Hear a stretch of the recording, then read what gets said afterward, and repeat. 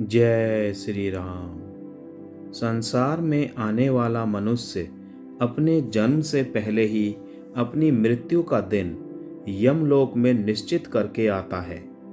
यह कहना सही होगा कि जो आत्मा सांसारिक सुख भोगने के लिए संसार में आई है, वो एक दिन वापस जरूर जाएगी। यानी कि मनुष्य को एक दिन मरना जरूर है, लेकिन इंसान और ईश्वर के बीच में एक बड़ा अंतर है। इसीलिए हम भगवान के लिए मरना शब्द कभी प्रयोग नहीं करते, बल्कि इसके स्थान पर उनका इस दुनिया से चले जाना या लोप हो जाना, इस तरह के शब्दों का प्रयोग करते हैं। दोस्तों, वीडियो में आगे बढ़ने से पहले आप सभी से निवेदन है, मेरे चैनल को सब्सक्राइब करके बेल आइकन को ज़रूर प्रेस कर दीजिएगा। तो चलिए दोस्तों, वीडियो को आगे बढ़ाते हैं।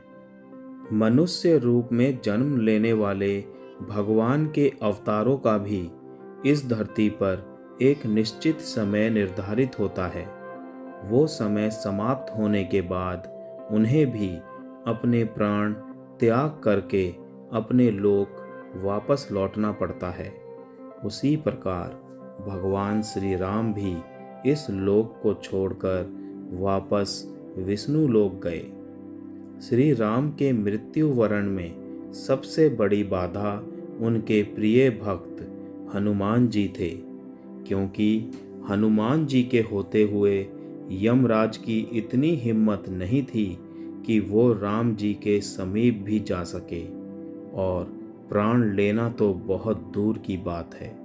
इस बात का हल स्वयं श्री राम ने निकाला।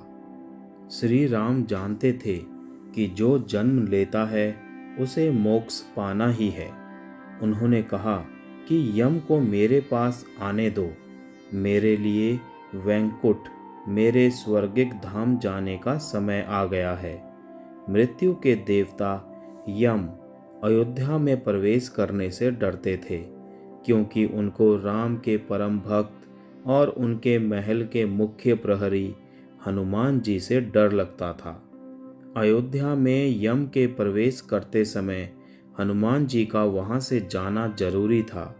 इसीलिए श्री राम ने अपनी अंगूठी को महल के फर्श के एक छेद में गिरा दिया और हनुमान जी से इसे खोजकर लाने के लिए कहा। हनुमान जी ने स्वयं का स्वरूप छोटा करते हुए बिल्कुल भंवरे जैसा रूप ले लिया और केवल उस अंगूठी को ढूंढने के लिए छेद में प्रवेश कर गए। भगवान श्री राम जी द्वारा बनाया गया वो छेद केवल छेद नहीं था, बल्कि एक सुरंग का रास्ता था जो सांपों के शहर नागलोक तक जाता था। हनुमान नागों के राजा वासुकी से मिले और अपने आने का कारण बताया। वासुकी हनुमान जी को नागलोक के मध्य में ले गए, जहां अंगूठियों का पहाड़ जैसा ढेर लगा हुआ था। वासुकी ने कहा, यहाँ आपको श्री राम की अंगूठी अवश्य ही मिल जाएगी। हनुमान जी सोच में पड़ गए कि वो कैसे उसे ढूंढ पाएंगे, क्योंकि ये तो भूसे में से सुई ढूंढने जैसा था। लेकिन सौभाग्य से जो पहली अंगूठी उन्होंने उठाई वो श्री राम की अंगूठी निकली। वास्तव में वो सारी अंगूठी जो उस ढेर में थी सब एक ही जैसी थी। इसका क्या मतलब है? हनुमान जी सोच में पड़ गए। वासुकी मुस्कुराए और बोले, जिस संसार में हम रहते हैं वो सृष्टि व विनाश के चक्र से होकर निकलती है। इस संसार के प्रत्येक सृष्टि चक्र को एक कल्प कहा जाता है। हर कल्प के 4 युग या 4 भाग होते हैं। दूसरे भाग या त्रेता युग में राम अयोध्या में जन्म लेते हैं। वासुकी की बताई बात के अनुसार हनुमान जी को यह समझ आया कि उनका नागलोक में आना केवल श्री राम द्वारा उन्हें उनके कर्तव्य से भटकाना था, ताकि कालदेव अयोध्या में प्रवेश कर सकें और श्री राम को उनके जीवन काल के समाप्त होने की सूचना दे सकें।